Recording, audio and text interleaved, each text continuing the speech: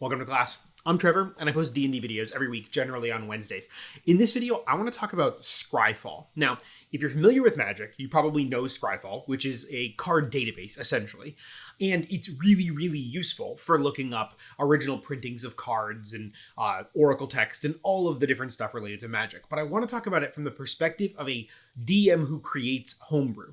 There are a lot of times where I want to throw a goblin, per se, at my party, and I don't want it to just be a run-of-the-mill goblin. So I'll look up magic goblins, like goblins from Magic the Gathering, and I'll be like, oh, this goblin inspires other goblins, or this one can sacrifice goblins to do this effect, or this one has this effect on death. And that will get the wheels spinning in my head to create those effects in my 5th edition campaign. I want that more, and I want other DMs to feel comfortable doing something like that. So I'm thinking about creating a series or mini-series on this channel, even potentially doing, if there's any interest, live videos where I just randomly generate a card on Scryfall and then build some homebrew based on it. Now, the random card feature on Scryfall can randomly generate any card from Magic the Gathering, and there are a lot of them. So this means you will not only get creatures, you could also get artifacts, which would make great magic items. You might also get NPCs. You might also get, I don't know, locations, because you could generate a land card. There's a lot of options here. Even just getting some instants and sorceries means you could make spells, homebrew spells rather than creatures. So there's a lot of openness to this kind of system. For this first video, I pre-generated 2 characters, like 2 monsters, pardon me. So I'm going to just use that as a jumping off point to show you how I would use Scryfall in this way. Let's get into it. Literally all I did was hit random on the generator on Scryfall, but the first monster that I generated was Skyshroud Behemoth from Nemesis. Now, Skyshroud Behemoth, the magic card, has Fading 2, which means it comes into play with fading counters, and at the beginning of your turn you remove them. It's slowly dissolving. It is fading out of existence. And this creature also comes into play tapped, which in Magic terms means it is slower to act. I used it's technically a beast in Magic, but it looks like a giant to me, especially how it's interacting with the trees in the art.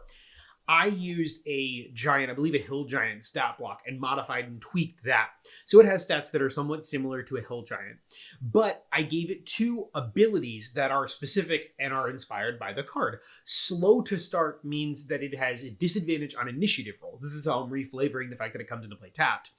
And it has an ability called Slough Off. This means that on the beginning of its turn, or on every one of its turns, with the exception of its first turn in combat, the Skyshroud Behemoth takes 2d12 damage, and all creatures within 10 feet of it need to make a dexterity saving throw, or they take that damage. On a successful save, they take half. On a failed save, they take the whole damage. This is the 5e equivalent of this character vanishing. It's just that they're not just vanishing into nowhere. Their body is actually falling apart, and it could harm the player characters while they're fighting this creature. I think that this would be a really cool encounter because there's a possibility that the player characters actually just kite back as they notice, because you could, as a DM, you could talk about how the character looks like it is like in pain or hurting or taking damage, and the characters could kite back and they could win, quote unquote, this fight without actually dealing any damage to the creature. They could just stay away from it.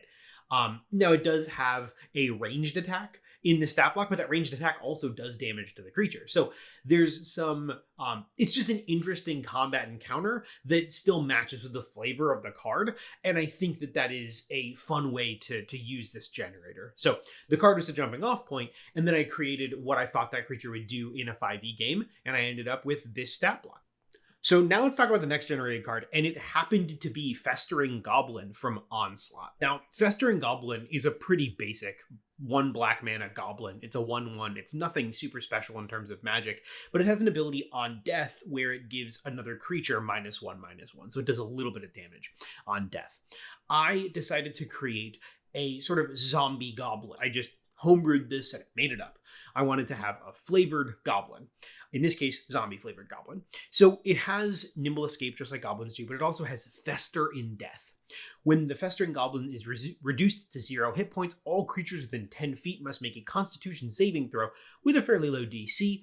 On a failure, they take 1d4 necrotic damage, and their strength is reduced by 1 until they take a short or long rest. There's not a lot of abilities for creatures that reduce strength or reduce skills. I think ghosts do it, but This is such a low DC that I don't think it would be too much of a problem. I would forewarn using this creature or this type of effect with a lot of goblins. If I had a group of goblins, I think only maybe 2 of them would be festering goblins, because this stacks pretty severely, especially against characters who don't have high strength to begin with or what have you. But it's just a different version of a goblin, and this one only has a slam attack. It doesn't have like a weapon that it's using, and it also doesn't have a ranged weapon to use, which makes it easier for lower level characters, especially at range, to fight against it. I think that it's a fun twist on goblin, and it would be fun to insert into a band of goblins without it being too much for a low level party to handle. So that's just 2 creatures that I pre-generated and then created stat blocks for. I think there's a lot of potential here, and I'd love to do more videos like this. I'm thinking about potentially doing videos where I screen record and do it live. I click the random button and then make something on the fly. Obviously, those would be a bit more raw than this one was, but I think it'd be fun. I'd love to do maybe more themed ones, or even potentially a live video where I'm doing it and people are watching it while I'm doing it. If you have any kind of interest or ideas for how to incorporate this into your games, please let me know in the comments down below. If you're interested in seeing more videos like this, hit that like button. And if you like this kind of content, please subscribe to the channel. It really means a lot. But as always, be safe. Make smart life choices.